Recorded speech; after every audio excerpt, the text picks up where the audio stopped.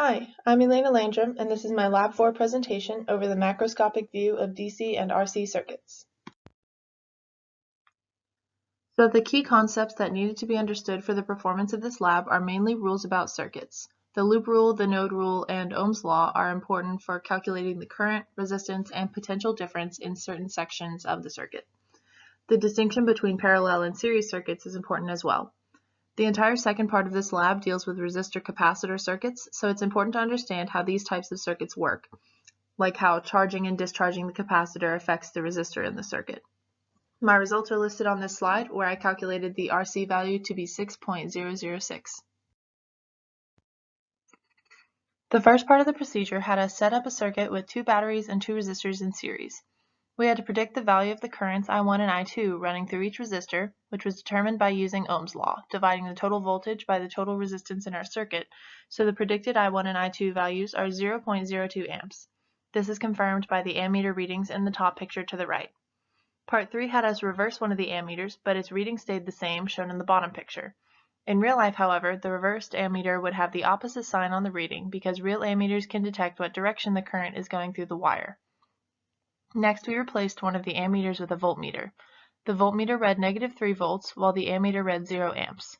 The voltmeter still measured the potential difference over the circuit, but it did not complete the circuit, which is why the ammeter read 0. The fifth part of the procedure had us use the voltmeter to measure potential differences across different sections of the circuit. I've included the circuit diagram and my observed values on the left. In part 6, we again measured the current going through the circuit, which is 0.02 amps. For part 7, ideally we know that the round-trip potential difference equals 0, and the round-trip sum of my observed changes in potential equals 0 as well. At the bottom of this slide, I finished the plot of potential versus position in the circuit. After the potential is at 3 volts, it passes the 47 ohm resistor and drops to 2.041 volts, then passes the 100 ohm resistor and drops to 0 volts. Part 9 asks why the ammeter reading stays the same even when the voltmeter is attached. This is because ideally the voltmeter has no resistance, so it's not providing another path for the current, it's just measuring the potential difference, not affecting the current through the rest of the circuit.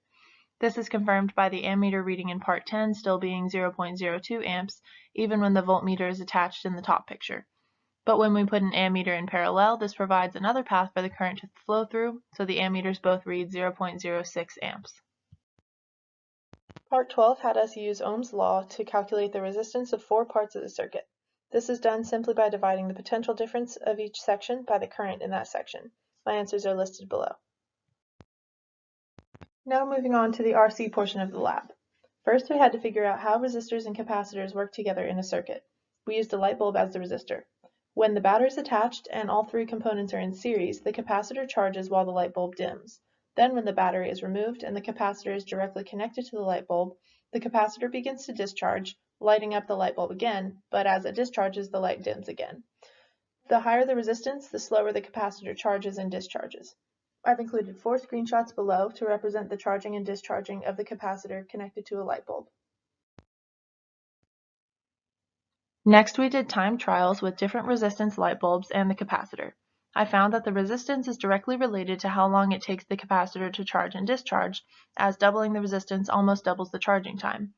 Also, the capacitor takes about the same amount of time charging as it does discharging. Here I measured the initial potential difference across the capacitor, which is -9 volts.